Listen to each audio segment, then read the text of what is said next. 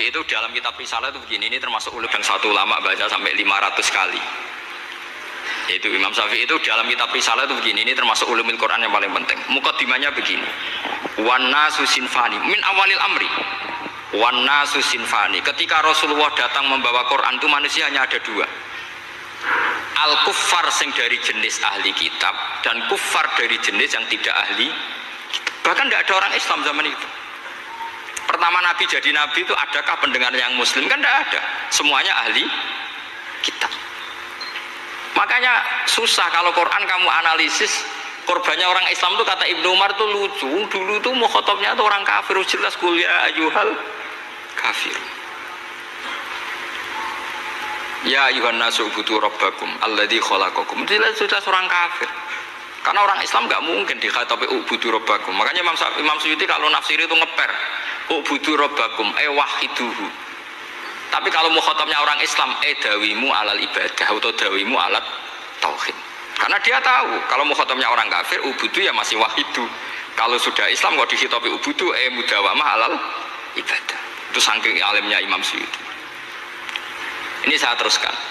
Kalau mukhatabnya itu orang kafir ahli kitab, itu kemungkinannya ya dua cara mereaksi Quran, yaitu disebut lam yakunil ladina kafaru min ahlil kitabi wal musyrikina munfakina hatta ta'tiyahumul. Jadi lam yakunil ladina kafaru, jelas kafaru itu umum. Kemudian ditafsir kafaru itu ada yang min ahlil kitabi, berarti kafaru yang jenis Yahudi Nasrani. Ada kafaru yang min ahlil kitabi wal musyrikin, kafaru yang jenis musyrikin, yaitu kafir Mekah. Karena cara kaidah nahwu al-atfu yaqtadi taghayyur, kalau ada ataf pasti konteksnya beda. Jaa Zaidun wa Amrun, berarti Zaid ada Amar, Amar ya ada Bakar. Karena jaa Zaidun wa Amrun wa Bakrun, pasti orang ini berbeda. Tidak boleh orang yang sama kamu pakai ataf. Ini sudah clear ya ini ya. Kemudian cara pandang mereka ya beda. Ketika Rasulullah mengajak tauhid, itu ahli kitab tidak masalah. Memang harusnya Tuhan itu satu. Tidak masalah bagi ahli kitab. Problem bagi ahli kitab adalah Muhammad itu nabi. Itu kita nggak suka. Kalau Tuhan satu oke, tapi kalau Muhammad nabi tidak oke. Kita bisa jadi nabi, kata mereka, karena mereka merasa nasabnya sampai Ibrahim. Sementara zaman itu mereka sanksi Muhammad itu nasabnya konti, gak jelas. Ini penting kalau aturakan. Sehingga dalam konteks ini Allah menjawab ahli kitab dulu. Ini disebut Muhammad itu nasabnya jelas. Ini ku fihi ayatum bayinatum maqamu Ibrahim. Ini saya dengarin. Ibrahim itu jelas pernah ke Mekah. Bukti Ibrahim pernah ke Mekah adalah jejak kaki Ibrahim di makam apa? Makam mereka artinya buatan kuburan, buatan jejak kaki Ibrahim ketika bangun Ka'bah. Fihi ayatum bayinatum maqamu Ibrahim. Pun. Kalau Ibrahim pernah di Mekah artinya beliau pernah nikah di Mekah. Paling tidak punya dzurriyyah di Mekah. Ini Ismail dibawa ke Mekah. Jelas ayatnya wa id yarfa'u Ibrahimul qawaida minal baiti wa Ismail. Ini dengarin ya. Sebab itu saking alimnya berjanji itu beliau tahu betul masalah utama Rasulullah Muhammad adalah disangsikan nasabnya.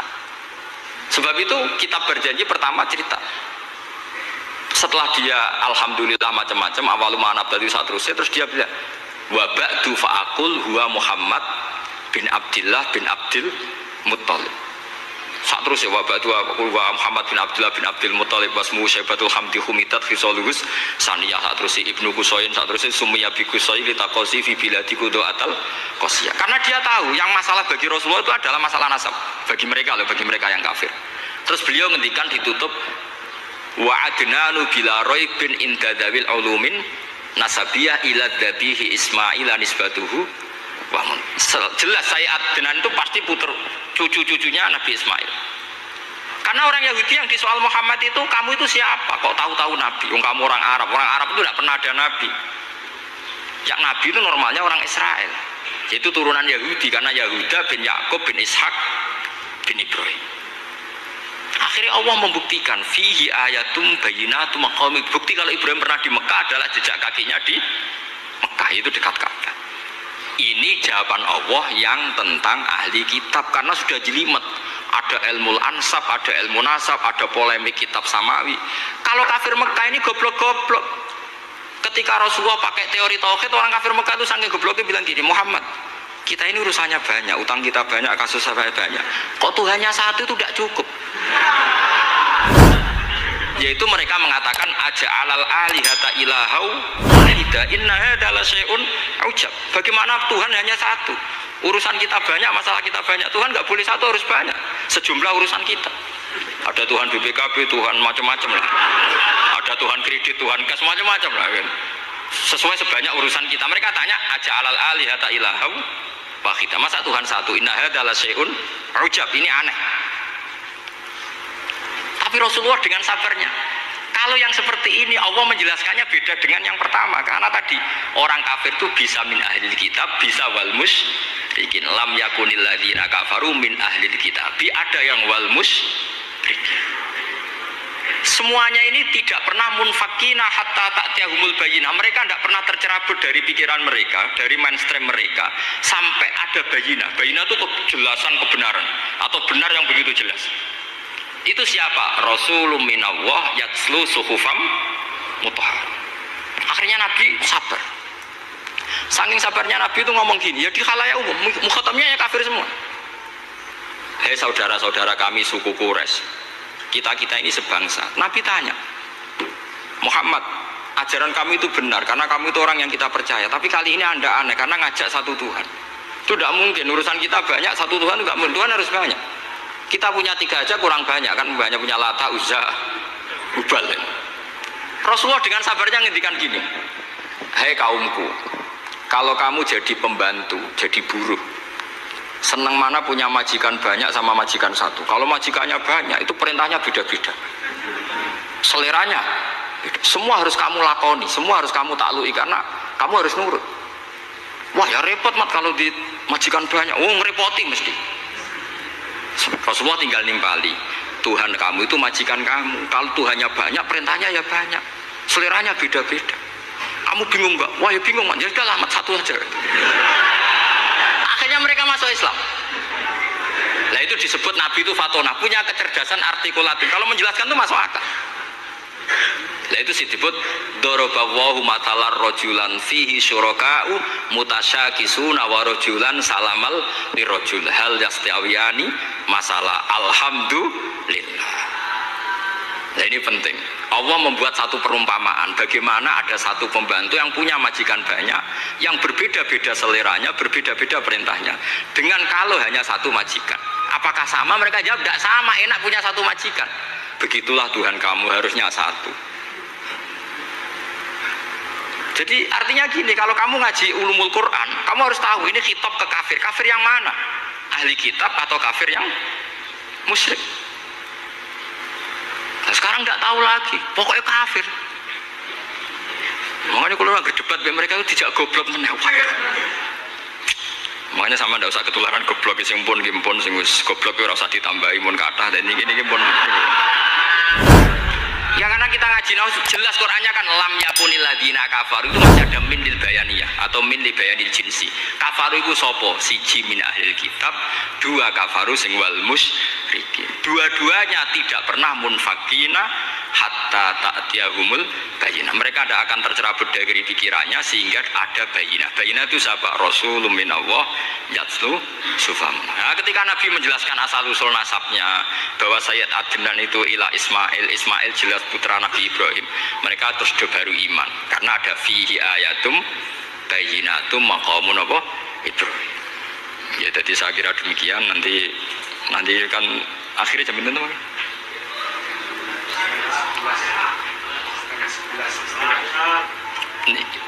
ini jam pinten istiwa. Nggih terus saya pikir niku nggih. Kalau misalnya tadi ada tanya jawab, ya tanya jawab cara ngalim saja kan. Itu lebih realistis. Karena kalau sampean iskal, misalnya saya iskal dengan ini kan malah bingung kan. Kalau kamu terkenal pinter, iskal kita goblok. Nah wis pinter kok iskal gitu. Jadi saya niru ilmunya Abu Nawas. Abu Nawas sudah bisa pidato.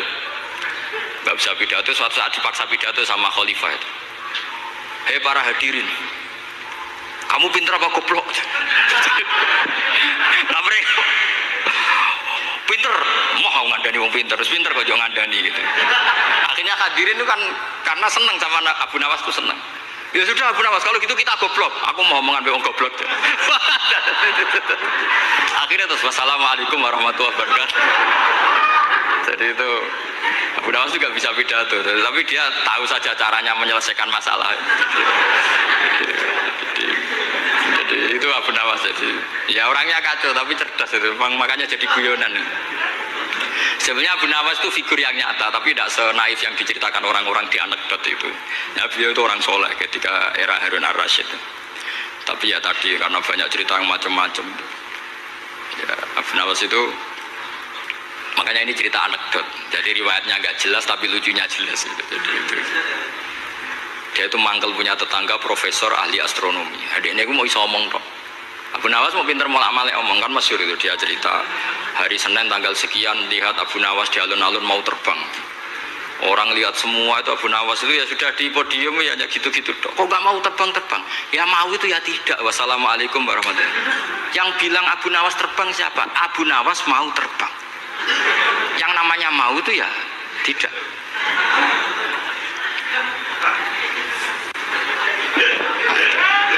Pernah dia itu lomba sama Harun ar-Rasyid. Siapa paling banyak pengunjung rumahnya di alun-alun. Harun Rasyid bikin khemah, dia bikin khemah. Tentu cerita ini bohong, yakini ini bohong. Memangnya ini bohong tenang. Makanya ini anekdot, hanya guyonan. Harun Rasyid karena dia raja itu ada apel, ada makanan macam-macam. Ya tentu pengunjungnya banyak. Batas akhir itu penilaian jam 12 malam. Abu Nawas tenang, satu pun nggak ada pengunjung, nggak ada makanan, nggak ada apa. Pas jam 12 rumahnya dia, kemahnya dibakar. Orang ke dia semua. Dit menang dia karena jumlahnya. Bahkan Harun Rasyid itu datang ke kemahnya dia. Karena lombanya kan pengumpulan massa terbanyak Dit jam 12. Harun Rasyid pikirannya santri ya guys, sugoi jajan mesti teko, pikirannya gitu. Abu Nawas pikirannya beda, jenenge ana kebakaran pasti datang. Wis dihitung biaya khemah sama hadiahnya banyak hadiahnya. Yang ahli falak ini punya ilmu yang rasional, yang pintar sekali. Dia ilmuwan bahwa bumi itu bulat-bulat. Nah, saya lagi tren meyakini bumi flat nih, yo kacau nih. Mau gara-gara penjelasan sing sepihak. Ini gua nganggur. Lewung ilmuwan kok sentimennya perkara wedi duit. Nggak boleh ilmuwan menyebut sentimen apa? Uang. Akhirnya bumi itu bulat-bulat. Jadi kalau Anda jalan ke timur terus nanti ke titik yang sama. Abu Nawas paham karena dia memang nggak ahli sains gitu. Suatu saat si profesor ini kemalingan, malingnya melayu ngetan. Minta tolong sama Abu Nawas, kejarlah maling itu. Kemana? Ke timur. Dia ngejar ke barat. Ditanya sama profesor, saya udah bilang larinya maling itu ke timur, kalau ngejar ke barat nanti ketemu di titik yang sama. Jadi, akhirnya profesornya ngerti, oh ngenyek tuh ya. Jadi, nah khawatir saya nanti kalau santri-santri tidak pinter ilmu, terus pilihannya ilmu kayak Abu Nawas, jalan pintas tadi. Karena belajar falak jelimet, belajar faraid apa? Jelimet ada aul, ada roh, terus semua ada masalah yang ruwet-ruwet terus. Akhirnya mau olah bicara. Ini musibah, inna lillahi wa inna ilaihi raji'un. Itu tidak boleh. Quran tidak mengajarkan itu. Quran tetap mengajarkan ilmu meskipun ada nilai seninya. Ya tadi nilai seni tadi misalnya Allah mencontohkan dorobawaw masalah rojulan fi syuraka. Terus kedua uniknya Quran itu begini. Setelah dipikir itu nyata-nyata lebih detail. Misalnya begini. Ketika Allah mencontohkan ba'udah itu nyamuk. Itu orang-orang kafir itu bilang gini, ya Muhammad, Tuhan Anda kehilangan stok ilmiah. Sehingga contoh itu enggak yang dahsyat tapi sekedar nyamuk. Wong nyamuk kok digawe contoh. Ya contoh itu dinosaurus, tak jerapah, tak apalah yang keren itu. Masa contoh apa? Nyamuk. Terus Allah menjelaskan innallaha la yastahi ayyadriban apa? Masalam ma. Contoh apa saja? Apa saja itu ditafsiri ba'udotan fama fawqaha, entah itu nyamuk fama fawqaha atau yang di atasnya nyamuk, maksudnya di atasnya itu filkillah atau fisighor atau yang di atas nyamuk yang lebih kecil ketimbang nyamuk. Sekarang saya contohkan kata Rasulullah, contoh yang kecil saja, nggak usah bikin nyawa, nggak usah, itu terlalu mustahil. Seorang pemahat patung, terus kamu pesen, Pak, aku gak enak patung gajah, mesti muni sanggup. Tak muni, Pak, gaekno patung gajah ukurannya ya semestinya gajah. Oke. Tapi Pak aku gaekno patung nyamuk, ukurannya ya sak nyamuk. Kira-kira sanggup apa enggak? Artinya ketika Allah gawe nyamuk itu lebih sulit ketimbang gawe gajah apa lebih mudah? Lebih sulit. Karena nyamuk yang sudah kecil, dia punya alat kelamin terus seberapa juga? Alat kelaminnya juga tetap harus ada lubangnya terus seberapa juga? Temen saya malah ada yang cangkem elek bilang gini, lalu ya punya kuman, kumannya seberapa? Nah ini pentingnya ngaji akal. Kamu jangan hanya bilang, wow dinosaurus, jerapah, seru nyamuk. Nah karena orang sudah ada itibar dengan nyamuk, didatangkanlah nyamuk banyak. Sebenarnya nyamuk banyak itu mergo mangkel, gak diperhatikan itu.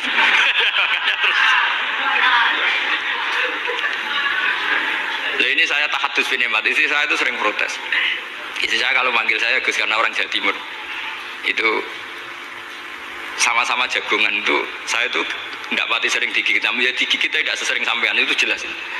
Terus saya tanya, Gus punya doa apa, kenapa tidak pati begitu digigit nyamuk? Saya bilang, karena saya sudah tahu hikmahnya nyamuk. Jadi harusnya dia sudah tidak nyerang saya, kata saya itu. Makanya ini ijazah, agak mati salah sampean gitu. Karena tadi logika yang terbangun gitu. Kalau Allah bikin gajah, melubangi belalai gajah itu masih masuk akal. Bahkan saat kita bikin patung masih bisa. Tapi kata tadi nyamuk sudah kecil, harus punya usus, harus punya alat kelamin, harus punya telur. Telurnya juga detail lagi. Nah, ini disebut inna woha la yastahyi ayyadriba mathalam ma ba'udah. Sehingga ba'udah di mata ahli tafsir, di mata ulama ini contoh yang luar biasa. Tapi di mata orang-orang yang nggak seneng mikir, kok terima nyamuk itu. Makanya saya minta kangkang di sini bisa makan itu harus syukur. Makan itu luar biasa. Saya itu sering nyontohkan di Jogja. Saya punya temen sakit, kalau nggak ada obat dari Belanda itu mati. Kalau ini nggak dapat obat bagus dari Belanda atau dari Jerman itu meninggal. Berapa bulan lagi matinya? 3 bulan. Kalau nggak sampai dapat obat mati 3 bulan. Oh masih mandi obat yang di Jogja, apa itu makan atau minum? Kalau orang nggak minum nggak sampai 3 bulan sudah mati. Boy orang itu mikir seperti itu. Tapi kita ini kalau obat dari Jerman, dari Belanda itu hebat. Kalau enggak kita mati sebulan lagi, 3 bulan lagi. Allah bikin obat pada kita tiap hari, yaitu kita bisa makan, bisa minum. Itu kalau sekali nggak makan, 5 hari bisa mati sama. Tapi kita kan ngakan tuh hal yang biasa, nak duit iso utang, terus dianggap biasa. Ini kalau ulama masalah besar. Punya otak seburuk itu tuh masalah besar bagi ulama. Sehingga Allah tidak malu ketika ngendikan kulu wasrobu, tidak malu karena makan ini urgen, sangat penting. Dan Allah tidak malu meskipun Quran itu temanya kelas tinggi, biasa Allah mengatakan jong kowe iku kulu min thayyibati ma razaqnakum, kamu makanlah. Karena minum obat itu kebutuhan kita ketika sakit. Tapi kalau makan adalah kebutuhan kita sihatan wasukman, saat sakit maupun saat sehat. Nah, kalau Anda dengan kualitas ini, ketika Allah membicarakan makanan, itu Anda akan respect sama Allah, karena memang ini urgen, betul. Tapi kalau Anda cara berpikir gini, hanya cari goro ibal ilmu yang aneh, yang seru, kamu baca ayat itu akan menjadi biasa-biasa saja. Dan itu masalah bagi mahabbah Anda pada Al-Quranul Karim. Ya, saya kira demikian, terus mengke saya pikir tidak etis kan ini Jumat nanti sing biasa itikaf nanti terganggu, nanti saya ada ke problem ya. Kalau ada tanya jawab ya saya mohon tadi ya, karena ini zaman akhir saya memang butuh sekali. Kenapa saya mau datang? Satu, hormat Kiai Hanan. Dua, saya memang ingin banyak mufassir lagi, jangan hanya lewat baca terjemah kemudian merasa menjadi ahli apa Quran atau ahli tafsir. Itu musibah besar itu masalah besar itu. Ya pokoknya saya mohon lah, ya setidaknya gitu. Misalnya orang kafir, kamu cari saja orang kafir. Ternyata ada yang harbi, ada yang dhimmi, ada yang mu'ahad, ada yang mustakman. Lalu dalam tarikh ada kafir Yahudi, kafir Nasrani, kafir ahli kitab. Kalau di fikih ada kafir yang lahum kitabun, ada yang tidak lahum kitabun. Kalau yang lahum kitabun disebut ini kitabiah kholiso, yang tidak. Itu kan berbeda-beda di fikih. Boleh nikahnya ndak, khilu dzabihatihim atau tidak. Itu kan detail sekali. Makanya saya mohon ini latihan detail. Oke, sampean tetap ngaji, sering khatam itu bagus karena mengumpulkan semua ilmu. Tapi sampean harus menganalisis secara apa? Saya dulu ngaji Mbah Mun Muslim ya kilatan, tapi saya ngapalkan sama Gus Subab. Gus Subab putrane Mbah Mun dulu muridnya Said Muhammad. Saya itu tak pelajari lagi di rumah, tak analisis lagi setelah besar sampai sekarang, karena ya itu beda. Kita selalu Rabbi zidni apa? Ilma. Misalnya begini contoh ya, contoh. Kita mungkin tahu maknanya ayat tertentu itu begini. Misalnya begini. Faqula lahu qawlan layyinan la'allahu yatadzakkaru aw yakhsha. Musa dan Harun, jika kamu datang ke Fir'aun, maka kalau ngomong, kalau dakwah itu qaulal layyinan, dengan dakwah yang halus. Nggih, qaulal layyinan. Ini bagi yang ekstremis harus baca dialek ini. Ini kisah nyata yang diceritakan Habib Zain bin Semit ketika ngarang Al-Manhajus Sawi. Juga diulang-ulang di beberapa kitab.